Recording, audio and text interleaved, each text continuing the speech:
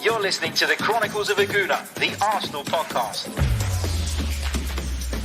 I'm Martin Tyler, and you're listening to Harry Symeou.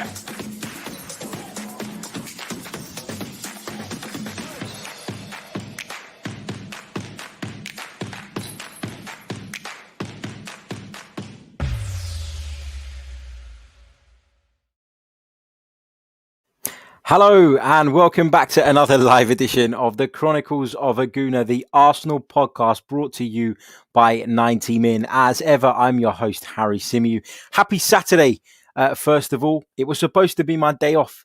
I am working later on. I'm working on commentary for the game between Fulham and Chelsea in the Premier League for VSIN in the United States. So check that out. I'll share the link via my Twitter page a little bit closer to the kickoff time, so keep your eyes peeled for that. But the morning at least and most of the afternoon was supposed to be my time off. But as always in the Arsenal world, whenever you think you've got it all under control, whenever you think you've got every bit of credible news covered, something else breaks. Something else breaks that causes social media to go into absolute meltdown. It causes a huge frenzy, and then that means we have to do a podcast on it, of course. Big hello to everybody joining us in the live chat. My God, it's warm in here. I put the heating on too long before I came in here this time. Jeez. Let's get the old Arsenal top out. Here we go. Hello to everyone in the chat. Hope you're all well. Big hello to the Somerset Gooner. He says, Harry can't have a day off. Good afternoon. Afternoon to Robin. He says, afternoon, Harry. Hope you're well, mate. Big up from Sweden. Somerset Gooner says smash up the likes as well. Let's see what else you guys are saying here with regards to the news. Actually, you know what? First, let's go through it. Let's go through David Ornstein's report so that we can bring those who maybe haven't had a chance to read it properly or have a look at it in any great detail just yet can understand exactly what the full picture is. So David Ornstein of The Athletic has reported that Arsenal and Mesut Ozil have reached an agreement in principle to terminate his contract. The 32-year-old is expected to travel this weekend to complete a move to Fenerbahce after a deal has been agreed with the Turkish club. Now, Ozil was scheduled to earn around about £7 million between now and the end of his contract in June. A deal has been reached in principle, however, for an early termination. What do we know about that deal? We don't know anything about that deal. We don't know whether there's a payoff involved. We don't know if there's a payoff that will be coming Mesut Ozil's way after a period of time or over a course of time. We don't exactly know. But what we do know is that Mesut Ozil was omitted from the club's Premier League and Europa League squads for the first half of the season. And according to Mesut Ozil's camp, he wasn't even told about that until shortly before the last transfer window closed, by which point there wasn't much time for him to sort out his future. Apparently, there's no anticipation from either party for that Ozil will sort of play or be involved if he was to remain at Arsenal for the rest of the season. And so he is off and he's going to Fenerbahce. Now, he was linked with a move to the MLS a little bit earlier in the window. That was a possibility, we're told. We understand that conversations did take place between Mesut Ozil and representatives of DC United, who were actually willing to offer Mesut the chance to set up his own academy within their stadium and various other benefits. They were really desperately trying to lure him over to the States, but Mesut Ozil, it looks as though he's following his heart and he's going to go to Istanbul and join the team he supported as a boy, Fenerbahce. So that is what's happening at the moment. It looks like by Monday, Tuesday, the latest, we'll probably have an official announcement on that. But David Ornstein has broken that news today, and that is the latest on the future of Mesut Ozil contract, which still has, of course, until the end of the season to run, will be terminated after the club and Ozil's camp have reached a mutual agreement. Let's see what else you guys are saying in the live chat. Roy says Ozil wasted away at Arsenal. Zod Sinclair says, free at last, free at last, free at last. Arsenal are free of Ozil and he gets to move on where he can be an effective talisman again in Turkey and then maybe America. But I know he loves his second home. Melon says, happy Saturday, Harry and the chat. Wow, great news about Ozil. We can finally put an end to at least one topic of division in our fan base. Somerset Gooner agrees that it is good news. Topher says this guy has not featured all season, but still is the most talked about player at our club. Remarkable, really. Also, no rest for Harry today. The grind continues. Big hello to Patrick, who joins us, to Kaiju, to Emmy, who's joining us from Sydney, to Zod Sinclair. Big hello to Clement joining us from Indonesia. It's midnight in Sydney. Emmy adds as well. Junior Gunner says, honestly, buzzing. He's gone. Had about 2 or 3 standout seasons in 7 years. Was very talented, but can never forget how he ghosted in big games and failed to cut the mustard when we needed him. Good riddance. Kevin Campbell says, afternoon, Harry. I hope all is well and you and the audience have a superb Saturday. Thank you, Kev.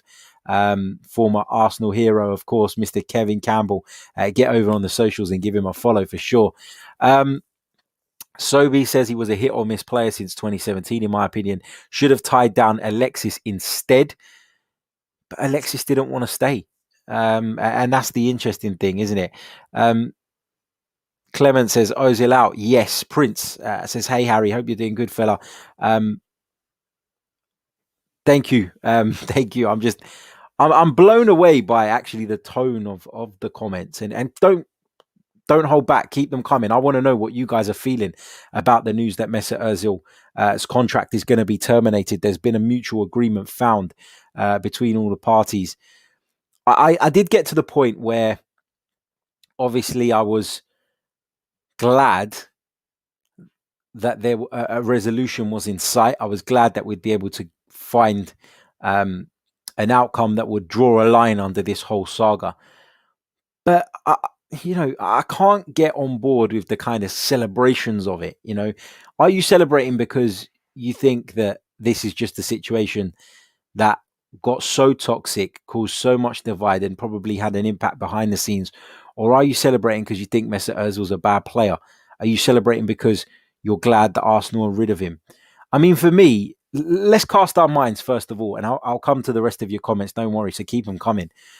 Let's cast our minds back to when Mesut Ozil signed for Arsenal Football Club and the hype and frenzy that was around that. I mean, I was buzzing at the news that Mesut Ozil was coming to the Emirates Stadium. And if you remember, the deal bringing him to the Emirates Stadium took place on September 2nd. So the transfer window was about to close.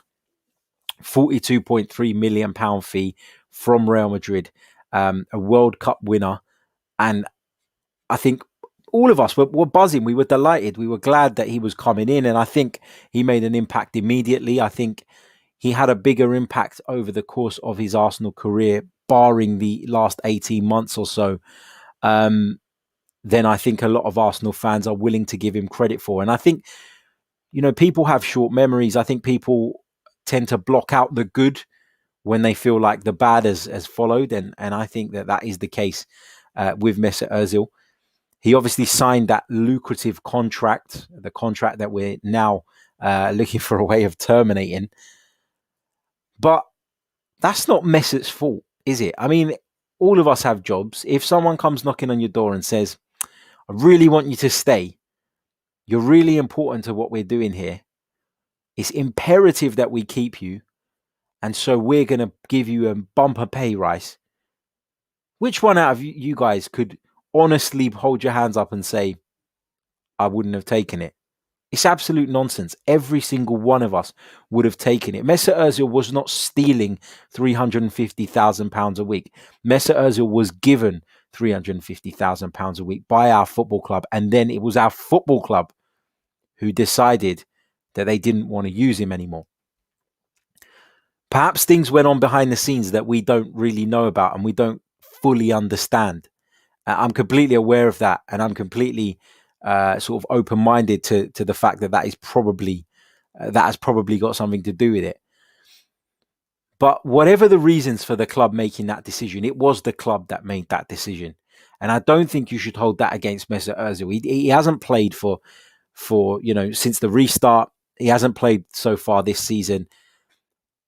Is that his fault necessarily? Some would say that maybe he's not showing what he needs to be showing on the training ground, and that's why Arsenal have felt that he's not suited, not the right man. Mikel Arteta said it was for footballing reasons, which, when you consider that now Arsenal's upturn in form has come off the back of him bringing a number 10 into the side, seems a little bit, ironic. So there's that. For me, look, I think, as I've already alluded to, it got to a point where a line needed to be drawn under the whole thing. And one way or another, there had to be a resolution. I really like Mesut Ozil as a footballer. I would say that he's one of the most naturally gifted footballers we've ever seen at our club. People would disagree. I'm not saying he's the best. Don't start on me. I'm saying, in terms of pure ability, the elegance with which he played the game, the vision, the touch, I would say that he's one of the most talented players that has ever played for Arsenal. I don't think anybody can make a good case to say that that is not a fair statement, if I'm honest. You look at the impact when he arrived at the football club. Of course, Mesut Ozil, as I've just mentioned, joined in September 2013. Helped to end Arsenal's 9-year trophy drought. People forget that. Signed in 2013, 2014 we won the FA Cup, 2015 we won the FA Cup, 2017 we won the FA Cup. He wasn't really involved in the FA Cup win last season, but 3 FA Cups picked up during Mesut Ozil's time in the Arsenal side. So for me, I think he's getting a bit of of harsh treatment from sections of our fan base, and I don't think it's warranted. Look, I think, as I've said, it's done now, and let him move on. And I wish him the best of luck, and let him go to Turkey, and hopefully we start to see, or the people there start to see the best of Mesut Ozil again as a footballer and what he can bring to the pitch, because he does have the ability to put smiles on people's faces with his football. He's that good. And at a time like this in the world, then, if he can bring joy to some people by playing the game, then playing the game that we all love and shining, then great. Good luck to him. I've got no issues. It's a mixed bag for me. I'm not going to, I can think of, I'm going through games in my mind of where Mesut Ozil just pulled out moments of brilliance, magic. I agree that his form was a little bit up and down towards the back end of his Arsenal career, or the back end of his Arsenal career in terms of when he was playing, I mean. But yeah, look, I think Mesut Ozil delivered some magical moments at the Emirates, some that I will remember forever.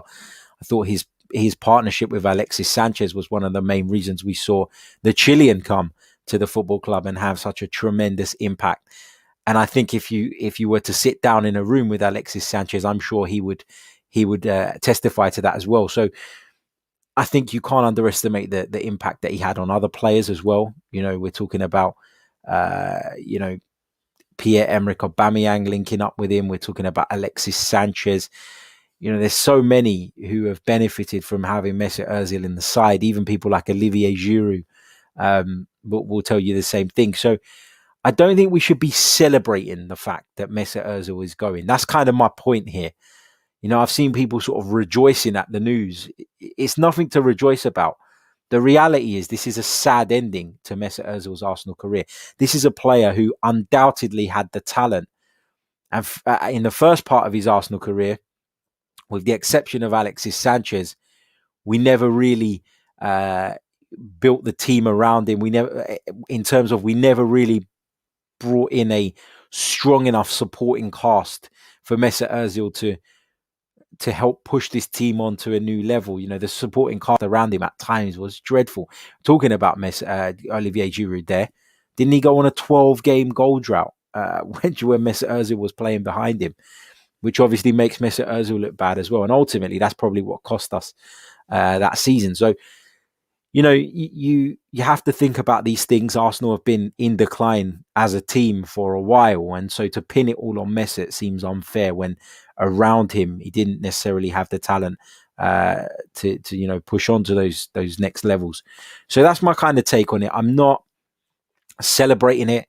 I think it's sad. I think we could have got so much more out of him.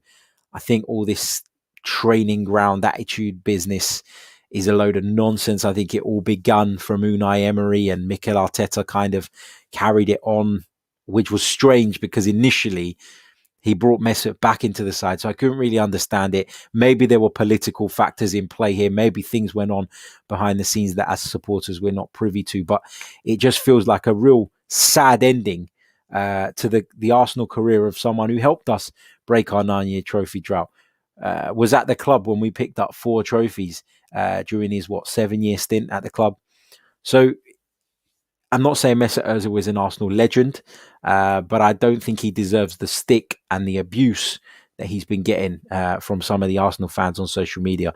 And I'm not talking about you guys here. You know, some of you are glad to see the back of him. I'm not glad to see the back of him. I'm glad to see the end of a saga that I think has probably had a negative impact behind the scenes. So, you know, I just that's my view on it. But obviously, happy to read out yours. Let's go back to the live comments section. First of all, actually, I just want to say a massive thank you. Where is it? The chat is constantly updating. A massive thank you to Clement, who's just become a member of our YouTube channel. He's just signed up whilst we're live on air. Clement, thank you so much for your support, mate. Really, really appreciate it. If you are interested in becoming a member of the Chronicles of a Gooner channel, which will give you access to extra content as well as some of our membership perks, click on the link in the description. It will take you to our membership page, and from there you can have a look at the 3 tiers that are available and decide which, if any of those, are best suited to you. So feel free to check that out. And if you do sign up, most importantly, you'll be supporting me to continue growing this channel and continue bringing you top guests and the best insight that we can possibly get, as well as kind of living the dream of just covering the Arsenal, which is amazing. So yeah, please do check that out. Let's go back to the live chat. Ricardo says, stop defending the fraud. Why is acknowledging the positive things that Mesut Ozil did for Arsenal Football Club, but also accepting that this thing needed to come to an end, defending anyone? It's not defending anyone. It's saying it as it is. As it is, you know, every single one of us, and I'm sure including you, Ricardo, when Mesut Ozil put pen to paper on that contract after we just lost Alexis Sanchez, every single Arsenal fan was in celebration. I don't know a single Arsenal fan that wasn't pleased, having just watched Alexis Sanchez walk out of the club the way he did, essentially on a free transfer, some stupid swap deal with Manchester United for Henrik Mkhitaryan that didn't work out. Every single Arsenal fan out there was delighted when Mesut signed that contract. But now it's Mesut being a fraud. Now we're not allowed to remember that. We're not allowed to look back on that. We're not allowed to look back at how we felt at the time, because that is the biggest guidance on whether or not that was the right thing. Hindsight is great. You know, you can look back at stuff and you can pull apart decisions, and you have the benefit of seeing what unfolded after. But at the time, all of us thought it was a great idea to sign Mesut Ozil up on that contract. It'd be very hard to find fans at that point that didn't want that to happen. It happened. It didn't work out. Fine. Since then, it hasn't been great, but that shouldn't wipe out what happened before. And there were positives before. As I've mentioned, the main one being he played a key part in us ending our 9-year trophy drought. Bad Boy says, I don't forget the good, but you can't ignore the bad, Harry. I'm not ignoring the bad, though. You know, as I've said, I'm glad that there's been a resolution. I'm glad a line has been drawn under this whole thing, because there has been a lot of bad, particularly since the start of this season. Prior to that, before Mesut was getting involved in, you know, sort of the piss taking on social media, before the kind of pay cut scenario and all of that stuff. Actually, I didn't think Mesut's performances on the pitch were any worse than a number of other players. But of course, he got the brunt of it. SLD Ant says it was politics that terminated his contract. Yeah, look, I think we can all agree. That Mikel Arteta's excuse of footballing reasons, it doesn't wash. It doesn't wash with most of us. Arsenal Granny says Ozil is a snake. Used to love him, but he's so self-directed. Thought he deserved special treatment. Aaron says, glad it's sorted, but when he arrived at Arsenal, I never imagined this outcome for him. But it's good for Arsenal going forward. I think I think a lot of us feel like that, mate, and it's a good point. Carrie Tanninen says contract wasn't his fault, but the way he played and acted was too much. So yeah, look, I agree. Mesut's conduct, having been left out of the side, not even registered, wasn't ideal. And it did at times raise eyebrows, and I did look at it at times and think, Mesut, you're letting yourself down here.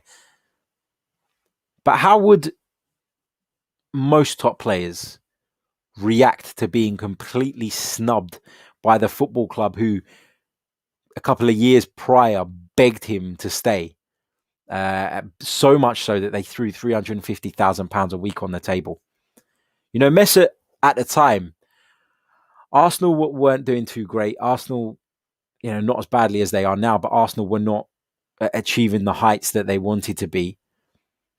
And Mesut, albeit with a very lucrative offer on the table, committed his future to the football club. Unlike Alexis Sanchez, who jumped ship, went to Manchester United, and we all know how that worked out.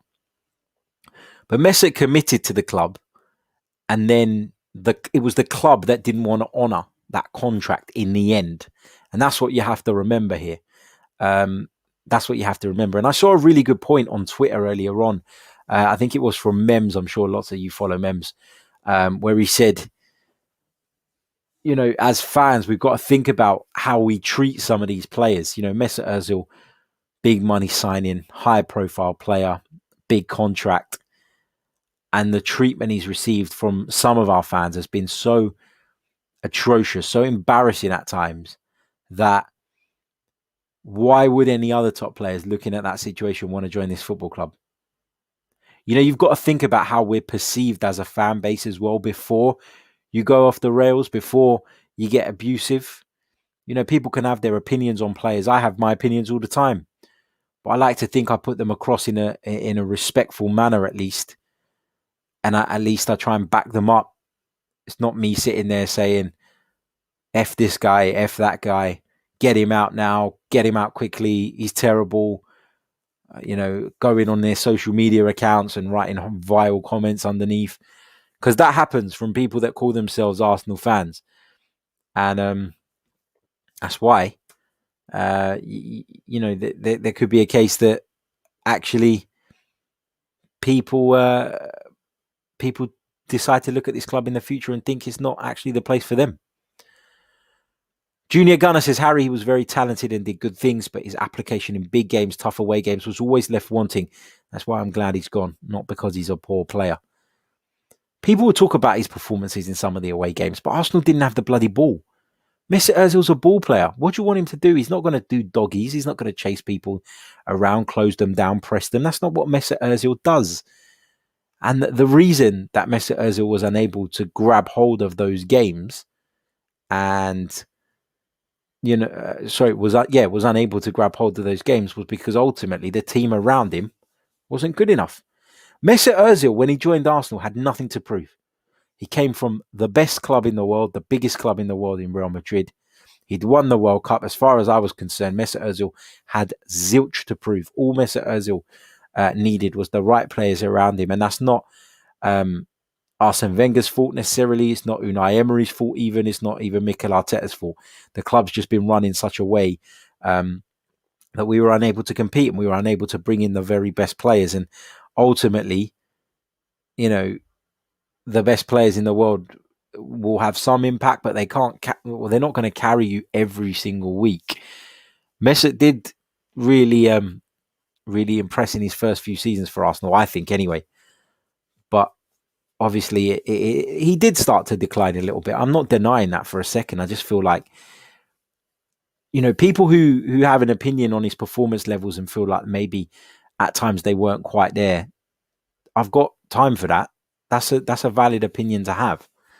What I haven't got time for is just the vile abuse and the fact that some of you would rather watch Joe Willock run around like an absolute headless chicken, offer us absolutely sod all, and you would rather watch Joe Willock play football than this guy. That's what I can't get my head around. Forget about the politics, because that's nothing to do with us. I hate it when politics are brought into football. I can't stand it. This is a sport. It's nothing to do with what governments are doing. It's nothing to do with any of that. This is a sport. And so put the politics aside, put the background stuff that we don't actually know the details of to one side as well, because we're just guessing, we're just speculating, and just focus on the football. And you cannot tell me that Mesut Ozil did not warrant a place at least in that 25-man squad that Mikel Arteta picked, ahead of some of those other absolute donkeys. Roy Aberdeen says Ozil often took the blame when the team failed to perform when he's in the team. Not fair. Agreed. What else have we got? Let's try and pick out a few different people's comments. Method Man says Harry Emery tried to freeze him out as well. Don't forget that. But he gave in to pressure by the fans. He's a good footballer, but his attitude stinks. You can tell when it's not going his way. Carrie asks, what did he do in the FA Cups more than any other player? Well, no, he didn't score hat-tricks in every round of the FA Cup. That's not the point here. The point here is that he and Alexis Sanchez elevated Arsenal Football Club to a level again whereby they were good enough to go on and win trophies. And prior to those two arriving, Ozil first, obviously, Arsenal weren't at that level. Arsenal weren't good enough at the time. So it's not about what he did in specific football matches. It's about raising the bar at Arsenal Football Club. And nobody can deny that prior to Mesut Ozil and Alexis Sanchez coming in, the bar was lower. They came in, they improved things. They made Arsenal a force again. Arsenal's side who could compete for the trophies again. And that's my point. Xander says Ozil was the spark and the club failed to provide the fuel to ignite the flames. We now need to rebuild the fire. I love the way you've put that, Xander. Really, really well put. Ray Anderson says, just like Wenger, he was great in his early days, but got bad in the final few years. Russ Morgan says, Arsenal let him down as well. Ozil should be a player which the team is built around. Shoddy recruitment from Arsenal over the years didn't help him. Agreed. And that's all my point is. That is my point. Bruno says, will you be giving out mods today, Harry? Not yet, mate. I will do it. I wanted to do it yesterday. I just got really busy with work, didn't get a chance. And today, as you know, is supposed to be my day off, or my morning off. I'm going to work in a couple of hours. So I doubt I'll get a chance to do it before I go. But yeah, it's something I'm going to do over the next few days. Don't worry.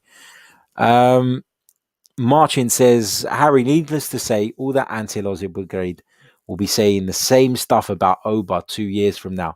Very good player. Unfortunately, we misused Ozil by not surrounding him with the correct players. Talawa Shaw says the 3-0 against United and the 3-3 against Liverpool are the games I'll remember him for. Yeah, they were certainly... They are certainly two of the games that I'll always remember him for as well.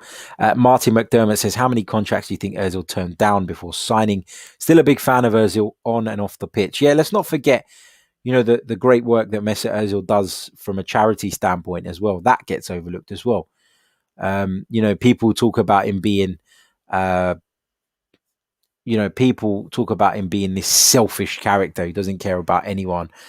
I mean, you only need to Google Mesut Ozil charity work to see just how much of an impact he's made in communities. He's helped unwell children. He's paid for operations. He's made donations. He's done so much in that thing. And however much you want to try and slate the guy, that cannot be denied. I even had a thing on here a little while ago. Have I still got it loaded up on the system? If I have, I'll show you. Yeah, here it is. So he teamed up with a team with a brand called Tape Design, who were making these packages where you could get like the Mesut Ozil branded stuff, and all of the proceeds were going to charity. And I was contacted by someone who was working on the promotion of this for Mesut Ozil's team to ask me if I could put this out on one of the podcasts, and we did it.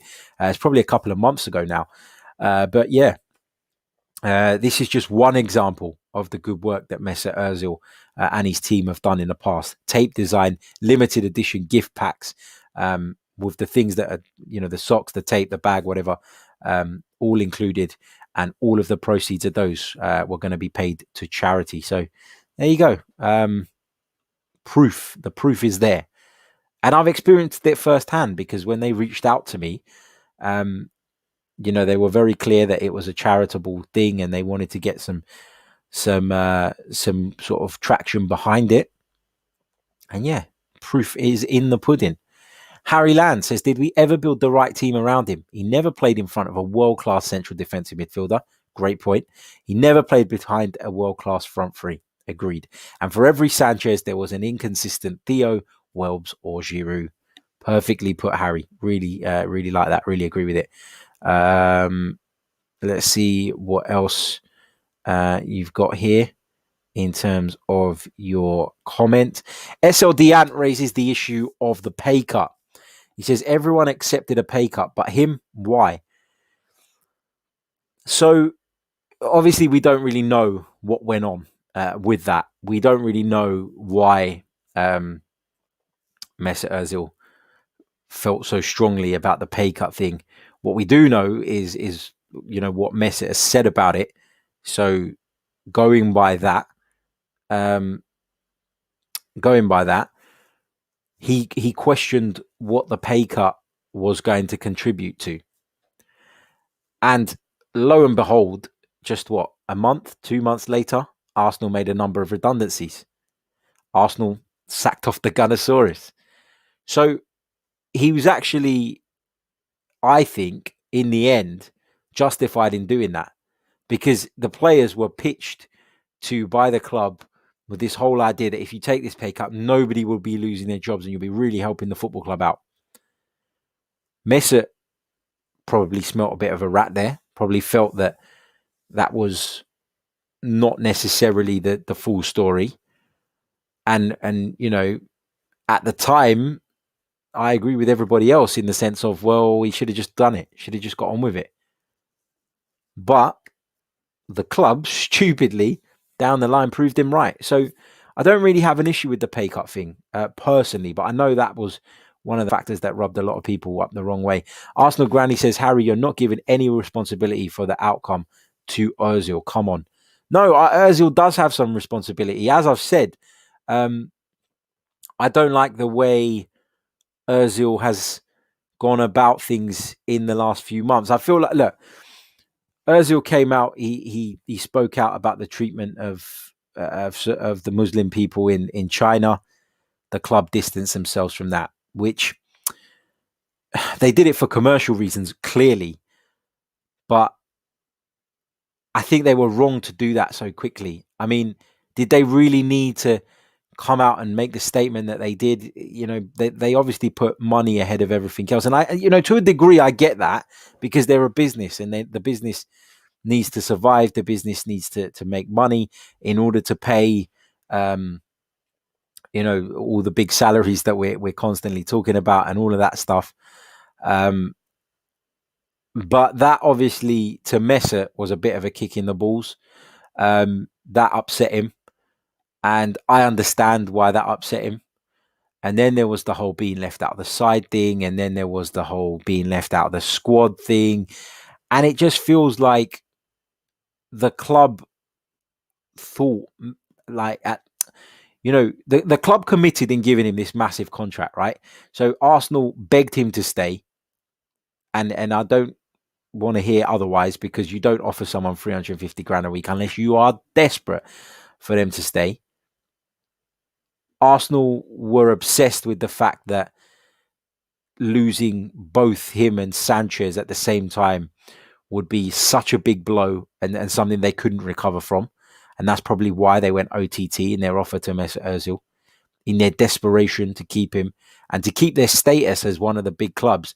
If the minute you lose two massive players like that on free transfers, you start to look like a bit of a joke. You start to look as though you're not quite there at the top table with the big boys anymore. And Arsenal were desperate to hang on to that status at that time. And that's why they offered Mesut the contract that they did. And, it feels like, given all the changes behind the scenes, the change in hierarchy, the new hierarchy just simply felt that, you know what, we've given this guy this contract now. We can't do anything about it. But what we can do is start to force him out so that we can get him off as soon as possible.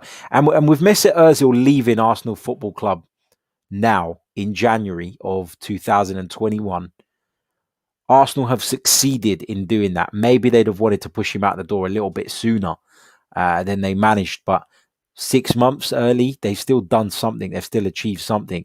So that's why I do put some of the blame with Mesut Ozil, and I acknowledge that some of his performances weren't always good enough. I also acknowledge that his conduct at times during the last 18 months or so has been questionable. It's made me feel uneasy. I haven't liked it. But I do feel like this ultimately stems from the club at one point or another deciding that Mesut Ozil was no longer the future and putting the wheels in motion to try and eventually get him out the door, and to try and get him out the door prior to the expiration of his contract. And it looks as though they've succeeded, because they've come to an agreement whereby the contract will be terminated. We don't know what the terms are of that exactly, but you'd imagine that Mesut would have had to have made some kind of concession to get out of this nightmare at the moment that he's in. And so if he has had to make some form of concession, then Arsenal have won. Arsenal have achieved what they set out to achieve, and that is to save some money on that Mesut Ozil contract one way or the other. So yeah, that's where I'm at. Maybe they'll have to pay a chunk of it up front, but I'm sure, as I said, Mesut would have had to concede somewhere in these negotiations. He's the one that wants to leave now to join Fenerbahce, right? He's the one. He and Fenerbahce will be the two that are desperate for him to sort of to be freed now. Arsenal, if they can get him out, it's a bonus. But if they can't, then they're still in the same boat that they were previously. So those two parties, Mesut Ozil and Fenerbahce, will be the ones that will be looking to make some kind of concession in order to get this contract terminated sooner rather than later, and allow the player to go out and join the Turkish club and get away from Arsenal.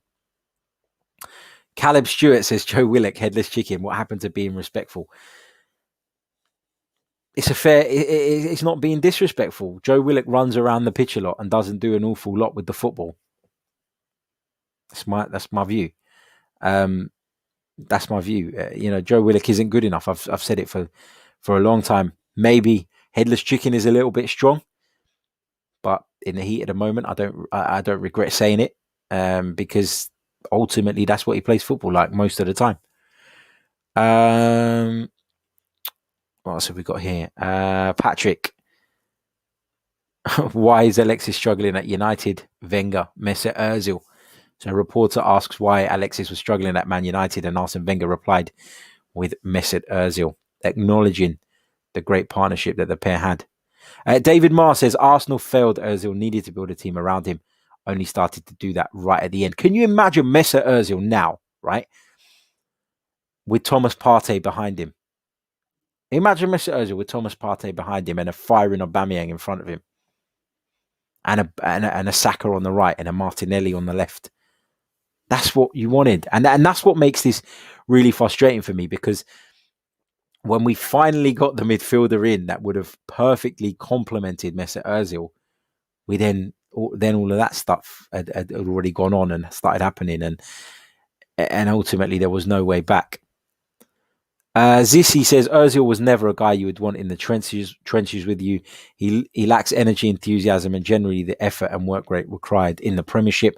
However, by the time he signed his lucrative contract, Arsenal were in noticeable decline. We lacked a quality DM and a centre-back. He never had the players around him to bring the best out of him. Going back to Emery, I'm still baffled at what his tactics and philosophy was. I agree with most of that, but I don't agree with this this notion that every single footballer has to run around the pitch, and that's the wrong way of putting it. I don't think that work rate is the most important quality in a football player. I think that you need work rate within your team, and there will be players who have a greater work rate than others. And that's what you do when you're trying to find the right balance of a team. You need to make sure you have enough work rate within the group you've got, but you also need to have the creativity within the group you've got. And what we've seen for quite a lot of the time under Mikel Arteta is players who have been picked in the side because they do have a bit more work rate than Mesut Ozil and others. But ultimately, they didn't have that creative spark. And a fat lot of good work rate does if you can't break teams down, if you can't play football sophisticatedly, if you can't open teams up, then what's the point in having that work rate? Mesut Ozil brought something different to the table. He brought that vision. One pass could win you a game. You know, if you look back over Mesut Ozil's highlights, you'll find countless incredible passes that led to goals. You can be Joe Willock and you can run all day. You can cover more distance on the pitch than anybody else. But if that final product isn't there, if you can't play that pass when it matters, it means nothing. And yes, I agree, work rate is needed in a football team, but it's needed in a team, not in every specific individual. There's this obsession nowadays that footballers have to press everybody, have to hassle everybody. Actually, weren't you taught growing up that you let the ball do the work? You know, yeah, it's important to have that fitness and to be able to dig in when times get difficult, but it's not the be all and end all. It's not the most important quality in a football player. That's my view. It always has been.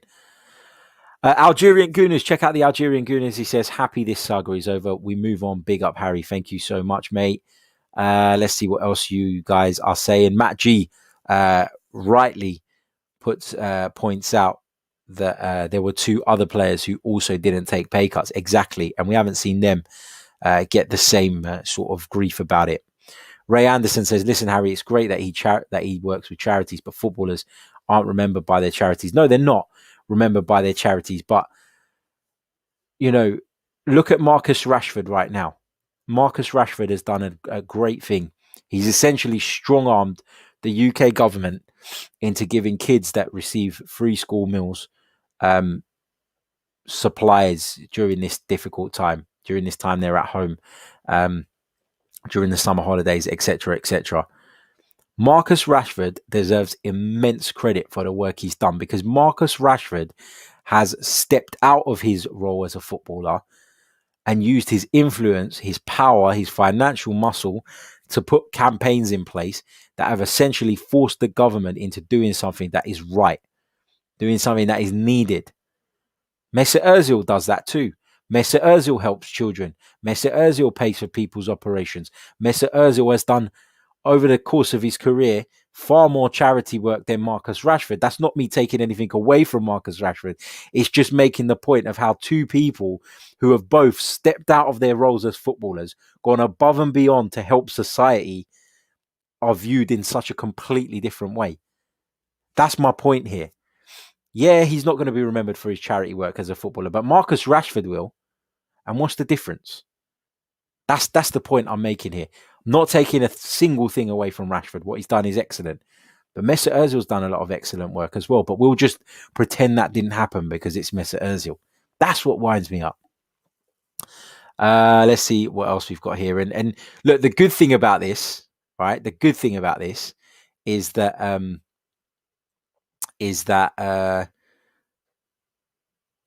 after this saga is all done, we won't have to talk about this because it is a very divisive topic, but it is worth one final farewell podcast dedicated to Mesut Ozil. Guns and Yellow Ribbon says, Sir Marcus Rashford, please. Yeah, why not? Lots of praise for Rashford in the chat. Zod Sinclair, Yes, Harry, but Marcus Rashford is still effective on an EPL football pitch in 2020, along with being a good, rich person in life. Yeah, he is still effective on the football pitch. How would you don't know if Mesut Ozil is because he's not playing. Sam Greenwood says, so now we are talking about politics when it suits you, when it is positive, very consistent. No, it's I was asked about the charities. There was a comment in the chat box that brought up the topic of Mesut Ozil's charities. And that's why I brought up the Marcus Rashford thing, because it's a fair comparison to make. It's two footballers, as I said, who have stepped outside of their traditional roles as footballers to help society. So we can't, if you either stick to the football has nothing to do with politics, right? Or you don't praise Marcus. Like, do you see what I mean? Why is politics okay? Or why are we allowed to talk about Marcus Rashford's off the field endeavors, but we're not allowed to talk about Mesut Ozil's? That's kind of my point here. They're both good things. They're both positive things, and they both deserve a lot of credit for that. And I'm just making the point that, you know, people will talk about the negative politics, but they won't, and the negative things that Mesut Ozil does outside of the game, outside of actually on the dimensions of a football pitch, but they won't talk about the positive ones. And it's about the perception of the person. That's the problem here. The perception of the person is that one is a money grabbing so-and-so who doesn't give a shit about anybody else but himself, and the other one is a superhero in Marcus Rashford. That's my point. They're both actually contributing to society in a huge, huge way, so they deserve the same credit for it. Let's see what else you guys are saying. Harry Land makes a good point. We always say footballers should do more for communities, but when they do, they're often criticised for not focusing on the football. Madness. Exactly. True Gooner says, Mesut Ozil, what a player. Having him in our team has been amazing. Ended badly, which was a shame. The last true world-class player at Arsenal is gone. Wishing Mesut all the best for the future. Someone's mentioned in the chat, the assembled says, why don't you talk about George Weah then? Why would I talk about George Weah? What relevance does he have today in this conversation? Love George Weah, by the way. Absolute legend. Let's see what else we got here. Lots of you commenting on what a good game this game currently going on between West Brom and Wolves is. I haven't been watching it. I got to be honest, I looked at it and I thought, I'm going to take a break from football this morning. Then this stream came up because of obviously what happened. It would be my luck that the game I decided to skip turns out to be an absolute classic. Mike Stacey says Rashford's one act has outdone all of Ozil's, but both still great for doing what they've done. That's the point. They're both great for doing what they've done. They're both great for using their wealth, their influence, their power to do good in the world. And that's all my point is about this. You know, we're talking about one of them like he's a superhero, rightly so, but then we're talking about someone who's been doing the same thing and you know, had an impact, you know, from his own sort of personal wealth in Mesut Ozil as a villain. And actually, Marcus Rashford, as great as it is, he's forced the government to put their hands in their pockets and do something. Mesut Ozil's put his hand in his pocket to do something. Again, not for a second taken away from what Marcus Rashford is doing. The government should bloody put their hands in their pockets and they should get it sorted. It's a disgrace that in 2021 we're even having to have this conversation. But, you know, it's just the way that people are perceived, isn't it? True Gouda says, don't engage with the people who are trying to pick a fight, Harry. Ozil could save 100,000 kids from a burning building and he'd still be the bad guy in their eyes. Talal Shaw, going back to my Willock comment, he says, I just scored a wonder goal with Willock on FIFA, so I don't know what you're talking about, Harry. Well then, that's it. Get him in the side. Right.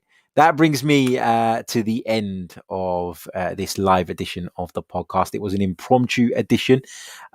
So thank you for all jumping on at really short notice. Thank you to everybody who's going to watch this back later on or listen to it back later on. Make sure that you like the video if you haven't already. Make sure you subscribe to the channel. And if you're interested in our membership proposition, then please click on the link in the description. It will take you to the 3 tiers of membership. You can decide if any of those appeal to you, and if so, which one. Thank you to Clement once again, who signed up while we were live on air. Thank you to Omar. Thank you to Tofa. Let me know in the chat where it is you are joining me from. Spam that chat box and I'll give you guys a shout out before I jump off. But yeah, look, it's a divisive topic, the Mesut Ozil thing. And I think you can sit there and you can debate it both ways. And you can make some really good points from both sides. It's a topic that we're never all going to completely agree on. I love the fact that we're able to have a debate in the chat box, and it's a respectful debate where everybody contributes. Everybody's opinion is brought to the front, and there is no kind of ill feeling or aggression between one another. That's what this channel is all about. So I absolutely love it. Even if we have different opinions, I respect you for coming in here and sharing them with us, and I look forward to having more debates in the future. But it feels like in the meantime, or for the time being, the Mesut Ozil debate, we're going to be able to push that under the carpet, because Mesut Ozil is very close to joining Fenerbahce, and as I say, it seems like a announcement is imminent. Right, let's give a big shout out to Ray joining us from Jamaica, Sam in Norway, Afterling in Denmark, Robin in Sweden, Talau in Saudi Arabia, Melon in Bristol, Patrick in South Africa, Partey Assassin in Canada, Tofa in DC says, now go and enjoy some time off, Harry. I've got about an hour and a half before I need to leave for work, so I think I'll go and put my feet up, have a coffee and chill out for a bit. Until next time, take care, stay safe. Cheers.